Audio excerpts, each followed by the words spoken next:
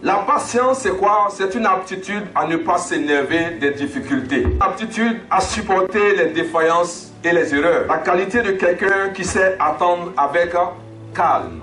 Regardez avec moi dans le livre de Daniel chapitre 2, le verset 21. Il y a le maître des temps et des circonstances. Et vous avez vu que quand nous allons aussi dans Éphésiens chapitre 5, le verset 16, Dieu nous dit de racheter le temps. Quelqu'un qui est le maître des temps et des circonstances. Et cette même personne te dit de racheter le temps. Est-ce que tu penses qu'il veut te retarder? On a cette impression que Dieu est en train de nous retarder. On a cette impression que Dieu ne veut pas qu'on ait certaines choses. On a cette impression que Dieu ne veut pas qu'on vive certaines choses. Il y a des choses que Dieu ne veut pas nous donner. Parce que nous ne sommes pas prêts à recevoir cette chose. Il sait que si nous donnons cette chose va nous détruire. Il profite pour nous préparer. Sois patient. Il contrôle tout. Il est l'alpha et l'oméga, le commencement et la fin. Dans Moïse, Dieu se révèle à cet homme. Il dit, c'est toi qui vas libérer mon peuple. En même temps, il s'en tue un Égyptien. Dieu l'appelle pour dire, mais toi, tu as quel problème? Je t'ai dit, tu vas libérer. Et ce que je t'ai dit, c'est maintenant. Et c'est ce que nous faisons avec Dieu. Tu peux recevoir une révélation de la part de Dieu. Mais est-ce que Dieu t'a dit que c'est le temps? Ne regarde pas à ce qui est autour de toi ou ce que les gens disent. Mais Dieu a un plan parfait et merveilleux pour toi. Dieu veut que nous reflétons sa gloire. Dieu veut que nous profitons de ses ressources. Il ne veut pas te voir malheureux. Dieu n'est pas comme toi. Dieu est avec toi. Seulement il te dit que ce n'est pas le temps. Si ce n'est pas la saison, si ce n'est pas le temps qu'il a prévu pour toi, tu vas beau faire, tu vas perdre le temps. Dans la patience que Dieu met au devant de nous, c'est pour nous préparer à quelque chose. Et nous avoir souvent ce qu'on appelle des tests et des épreuves. Ce n'est pas pour nous détruire.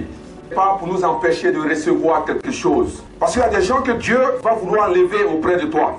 Pourquoi? Parce que ce qu'il veut faire avec toi, il y a des gens qui ne doivent pas être dans ton environnement. Il y a des gens qui ne doivent pas te suivre. Il y a des gens qu'on appelle des tueurs de destinée. Parce que toi, tu as une vision, tu sais où tu vas. Mais pour que cette vision-là puisse s'accomplir, il ne faudrait pas marcher avec des gens qui sont négatifs. Parce que quand tu marches avec des gens qui sont négatifs, tu ne vas jamais atteindre ce but. Donc Dieu va faire un travail autour de toi. Ceux que tu appelles tes amis, il commence à les enlever autour de toi. La souffrance de Job, ça lui a donné de rester fidèle à Dieu. Aujourd'hui, il n'y a plus de fidélité dans l'église. Les gens disent qu'ils aiment Dieu. Mais quand un événement arrive dans leur vie, ils abandonnent la main de Dieu. Aujourd'hui, les gens ne sont pas patients dans l'église. Tout ce qu'ils sont, c'est en train de marcher par la chair. Vous avez vu qu'il y a des gens qui ne peuvent pas avancer avec Dieu parce qu'il y a des épreuves qui n'ont pas encore dépassé. Que chaque année, c'est la même chose qui va te trouver. C'est une épreuve que tu dois traverser. Ça peut être dans le mariage, ça peut être dans le ministère, ça peut être dans la vie de tous les jours. Mais si tu n'as pas pu passer cette épreuve, tu ne peux pas aller au-devant. Tu dis non, je veux surveiller les enfants. Ok, c'est bon. Mais Dieu t'apprend à manifester la patience. Mais quand tu vois un enfant, tu es fâché. Cette épreuve, tu ne l'as pas encore passée. Je dis, je vais servir Dieu.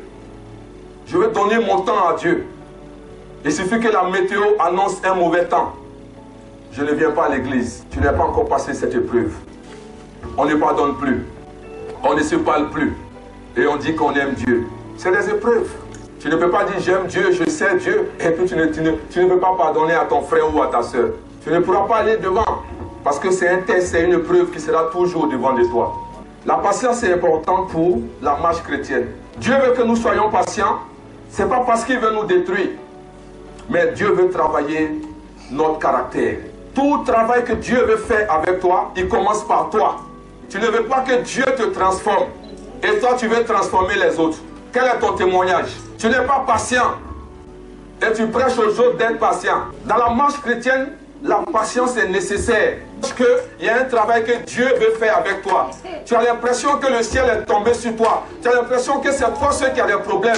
C'est l'impression que c'est toi que les gens n'aiment pas. Tu as l'impression que les gens sont en train de te tourner le dos. Oh, pense à ce que Dieu veut faire avec toi.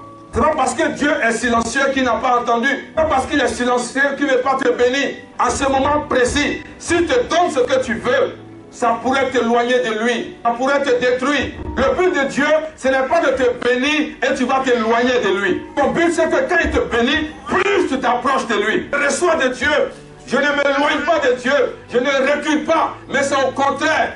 Je me donne corps, âme et esprit à l'œuvre de Dieu. Parce qu'aujourd'hui, je suis devenu cette personne à cause de Dieu. Science nous prépare pour l'avenir.